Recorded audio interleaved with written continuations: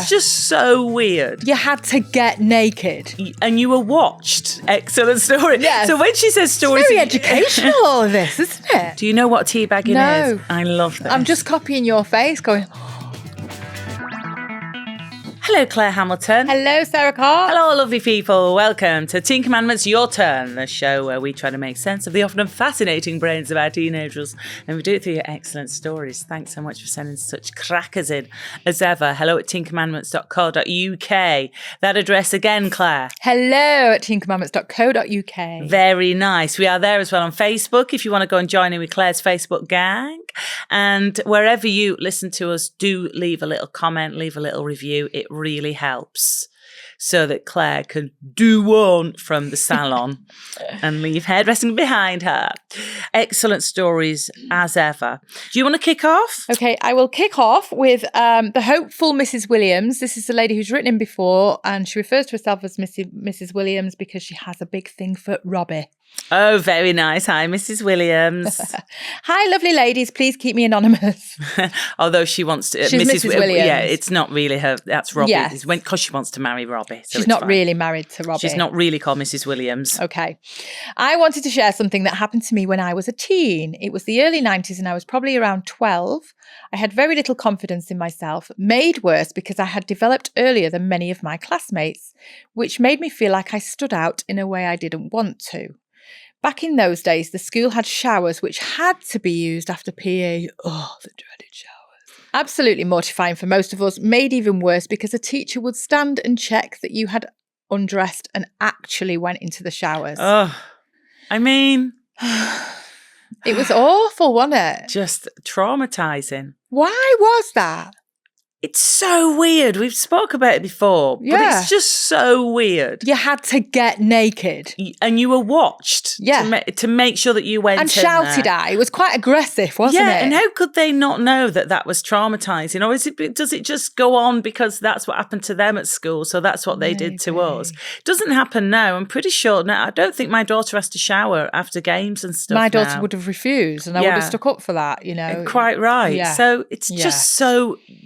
horrible when you can't find any other word for it. It's horrible, isn't it, when you look back on that? Yeah, it really is. It's humiliating. It's embarrassing. You know, your body's changing and you don't want to show anyone your body, never mind be watched, you know, while a Scottish woman with a tight perm screams at you to get through the shower. I'm sure our teacher had a whistle.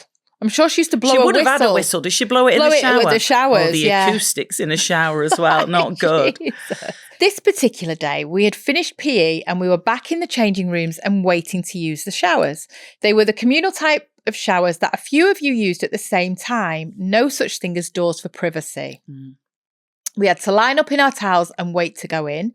I can remember just feeling so uncomfortable. In my head, I was playing the scenario through and working out how to get in and out with the least exposure. You just literally run through, wouldn't you? Stressful on your young brain. The adrenaline, the cortisol, the sort of stress of like what you're about to go through. This is just in your normal school day. I've said it before. I remember running through and being shouted back because I'd left my socks on in sheer panic. Yeah. And I had to run back and take my socks off the whole time I was naked because my towel was over there. And the different techniques, we used to hold our towel up and be able to run through with our towel in one hand held up. We had to hang ours up and then go in and come back and try and find your towel.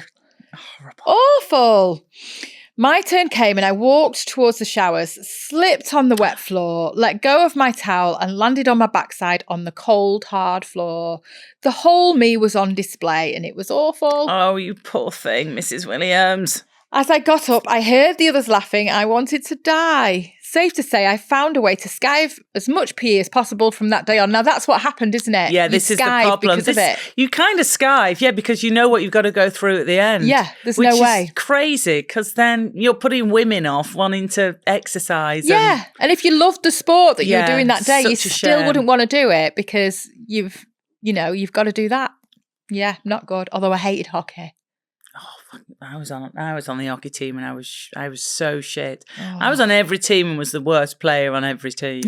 Just was like, I don't know. I think I just like said before. I think I just like minibuses. The smell of minibuses, maybe going to away games there with your knees knocking. corned beef thighs. Yeah, because everyone else has gone home watching Neighbours, and you're there, there on a hockey pitch, like, what the hell?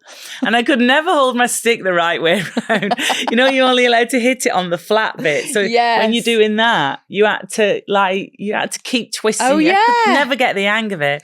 Still got me hockey stick in my mum's loft. She keeps going, are you going to take this hockey stick? I've still got your hockey stick. I'm like, no, Mum, it's an ancient artifact. It's part of my childhood. It needs to be in your loft. Yes, stay in there. Important. Also, I am immensely jealous of your tale of hanging out with Robbie Williams. That man is aging like a fine wine. He will always be my hall pass. Saw him at Brixton a few weeks back, and yep, he still has it. Mrs. Williams, thank you for your lovely story.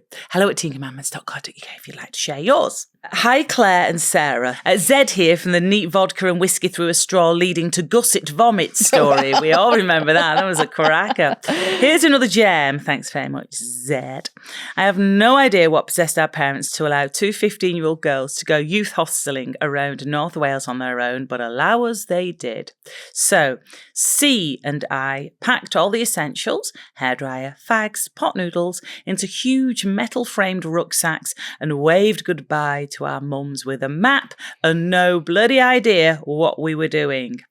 The idea officially was that we would walk through the beautiful Welsh mountains, staying at youth hostels along the way, meeting C's mum 3 days later at a town some miles away. Flipping heck. I know, quite the adventure. So obviously, we immediately decided to hitchhike instead, stopping at pubs for refreshments. This would be me and you, wouldn't it? It's so would. Stupid.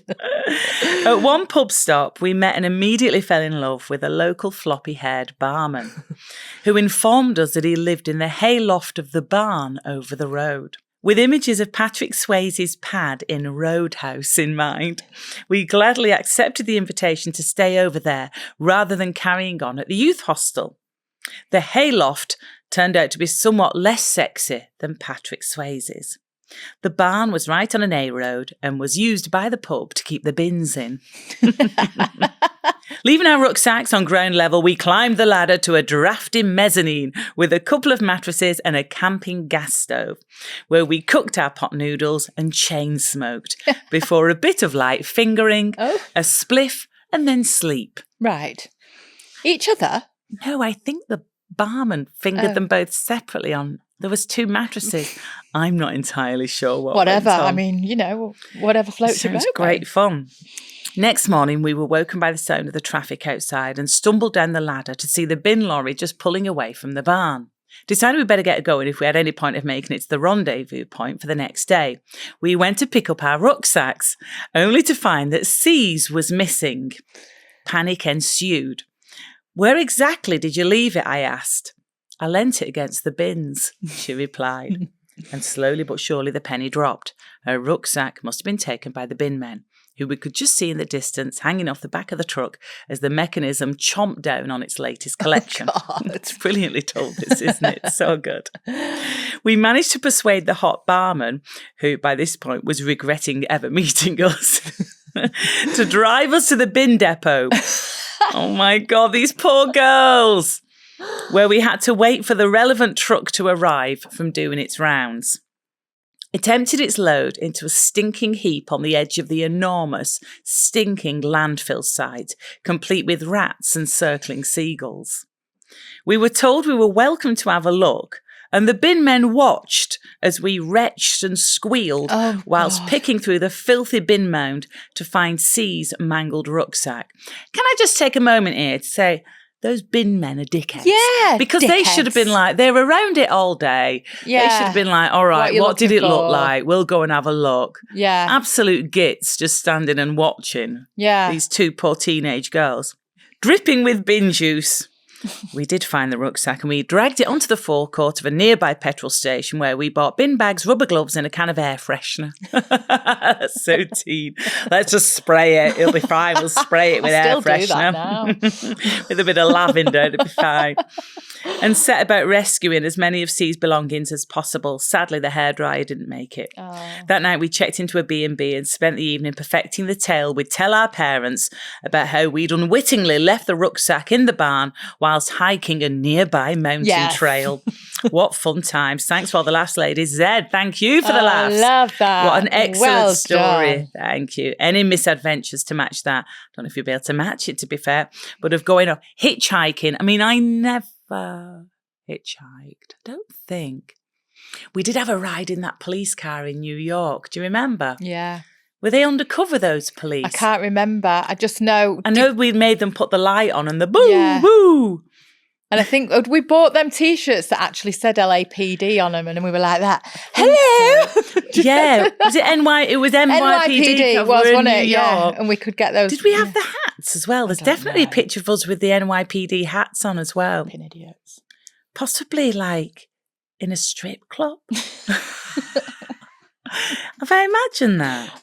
Weren't there some boys? Memory. Weren't there some male strippers who had the hats on, and we ended up wearing their hats? Maybe. That was a wild trip to New York, wasn't it? Yeah, because there was a couple and they blur into each other. Yeah. There's a bit of New York and a bit of Amsterdam all mixed in. It's good times. Good times. We would love your stories of misadventures, whether it's hitchhiking or just general sort of like, no, Mum, we'll be fine. Drop us off here and we'll meet you in a couple of days. That kind of thing. hello@teencommandments.co.uk. Okay, this one's from Helen. It's a very quick one. She says, hi both. Wanted to bring up the topic of things you could embarrass your teens with to do with their childhood. Lovely. Once we were all on holiday and went into a large old church. Whilst quietly looking around the statues, etc., my son ran over to a grave on the floor and started squatting on it loudly, declaring, look, I'm teabagging a grave. I quietly had to drag him away and then watch his little face drop when I told him what it meant. Oh, no. What does it mean? So he doesn't know what it means, but he's just heard it somewhere, He's shouting it. So what's he doing? Do you know what teabagging is? I love that. I'm just copying your face going... So when you read that out and you went, oh, you didn't know what teabagging was. I know it can't be right because your face it's fine. It's a dance. Carry on. No, it's not. If somebody asks if they can teabag it, well, you could say, yeah, it's up to you. I'm going to say, yeah. I'm going to find out. You won't tell me. It's when a man squats over your face and dips his ghoulies into your mouth. Oh, he doesn't have to squat. You can be hanging your head off the bed a bit and he can probably get him in from that angle. Not speaking from experience. That sounded way too knowledgeable. Wait a minute. If you're hanging off the bed, where's he? Is his back to you? Is he stood up on the floor? You don't want him to reverse over you. I guess he'd be stood over you and could lift his elf up. He's going to fall off. And what'll fall off? Off the edge of the bed if he's stood on the edge of the bed. No, he's not stood on the bed. He's stood on the floor. Oh. Because imagine the deep squat he'd have to do if he was stood on the bed. So he'd be stood on the floor. It's basically getting ghoulies in your gob. Right, okay. I mean, I can't imagine any reason why that would be sexually enjoyable for either side. Well, how do you know about it then? It's just a thing, isn't it? Teabagging. No. Helen knew all about it. Loved it. So how do you feel about it now if somebody asks if they could teabag you? No, I'd rather have a bag cup of tea. Have a nice cup of tea, please. Helen, excellent story. Yes. So when she says stories... It's very educational, all of this, isn't it? So when she says a topic of things you could embarrass your teens with to do with their childhood, is Helen saying that she'll often say to him, like, remember the teabagging thing? Remember, she's going to tell it at his wedding, isn't she? Oh, my like, God. do you remember when you did this? Okay, next up, let's have a little looky. This is Christian, proudly saying this is my real name and I'm from Balham in London. Hi, Christian. Dear Sara and Clare, after listening to a recent episode, I felt compelled to share my traumatic experience as the fun uncle who was asked to teen sit for an anniversary weekend. Let's call him a funkle from now on. Funkle. It's begging for it, isn't it? Funkle. Funkle Christian. I'm not sure if you read out stories from men in the past, as I don't believe I've heard any. I'm hoping that as a gay, I could slip through the net. We have read out stories from men in the past, and we've had some excellent stories from gay men in the past. We love a gay. We love the gays. Get in touch. So, Christian, you are very, very welcome. Now, I pride myself on being that uncle, the cool one, the chilled one, the one who just gets it, yeah. What I was not prepared for was one night of suburban Hertfordshire hedonism that would fundamentally challenge my attitude of, yeah, it's cool, man, do what you want. I was charged with looking after my 17-year-old niece and my 16 and 12-year-old nephews, while my sister and brother-in-law had an anniversary weekend away. The two eldest had been allowed to invite friends around, which was fine. I was very happy to introduce the youngest to the cultural masterpiece that is Austin Powers in Gold Member, while the others, I assumed, discussed GCSE options or something equally wholesome. Of course they did. My niece invited a boy she liked. Fine. My eldest nephew invited one mate and two girls I'd never heard of. Also fine. I'm the cool uncle, remember? On looking outside, I quickly realised a situation was unfolding in the garden on the trampoline. Oh. There was a bottle of vodka and a few vapes. I know what I was like as a teenager, so I just kept a keen side eye on proceedings whilst acting nonchalantly around my youngest nephew and Austin Powers. Then came the vape blowbacks. Oh, wow. What? I didn't know this was a thing. No, I'm learning so much. Christian says, I remember cigarette blowbacks in my youth. And I remember spliff blowbacks. That's why you did them, wasn't it? I remember the cigarette blowbacks where you stupidly would flick the filter the wrong way around and blow it through so you'd get a real nicotine hit. But people would be doing, not me, of course, and I never inhaled, but people would be doing blowbacks with spliffs. Oh, yeah, definitely. Non-stop. Yeah. And there was all variations of what position you'd be in to get the maximum effect of the blowbacks. Completely ridiculous. So he says, apparently, though, blowbacks now come in mango ice because they're doing them with the vapes. He says, I wasn't comfortable, but hey, I'm cool, I get it. 20 minutes later, the group announced they were just popping to the local cricket ground. In my day, these kind of excursions involved drinking White Lightning in a park and smoking Benson and Edges badly. So in a moment of catastrophic nostalgia, I said, yeah, sure, but be back in an hour. An hour passed. Nothing. Another half hour. Still nothing. The youngest went to bed. I began pacing. Do I investigate? Then the back door opened. In walked one of the boys, topless. Behind him, one of the girls in a bra. Oh, ooh. They shed that on. True. They breezed past me like I was part of the furniture. Incensed, I went outside and bellowed my nephew's name into the night like a feral wolf, the anger boiling up inside me. Eventually, he staggered down the drive with the other girl and had the audacity to ask, are you all right? And that was it.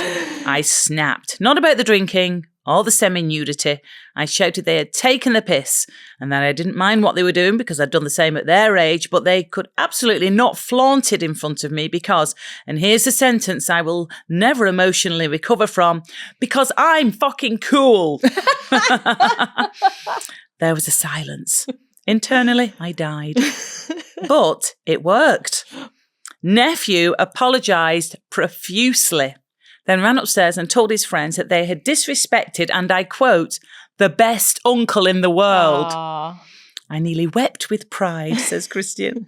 I ended the night. 2 pints of water each. Parents called. I stood in the driveway, head down, waving awkwardly at confused parental silhouettes in cars, collecting their horny teenagers. I think I managed to retain my cool gay uncle, or sea-gunkle, as I don't know, Christian. Don't go for sea-gunkle. Go for gay kunkle. Oh no, that's wrong as well. Did we say kunkle? No, it's gunkle. No, what is it? Cool uncle, kunkle. Gay kunkle? Yeah, that was right. Is that right? Oh no, it just sounded wrong. Good uncle. It's all sounding weird now. Christian, you're just a cool gay uncle. I think I managed to retain it. What do you think? Says Christian. Christian, we love that. We think you're very cool. You're cool. A kunkle. A kunkle. Oh, that's now sounding... Kunkle Christian. Yeah, it's sounding weird, isn't it? Yeah. Kunkel. It started sounding really nice at the top of the email, and by the end, it sounds like a medical complaint. I've got terrible kunkles, doctor. Christian, whatever we call you, we think you're awesome. Well done. Yes, well done. Uncling. We would love your stories, please. hello@teencommandments.co.uk.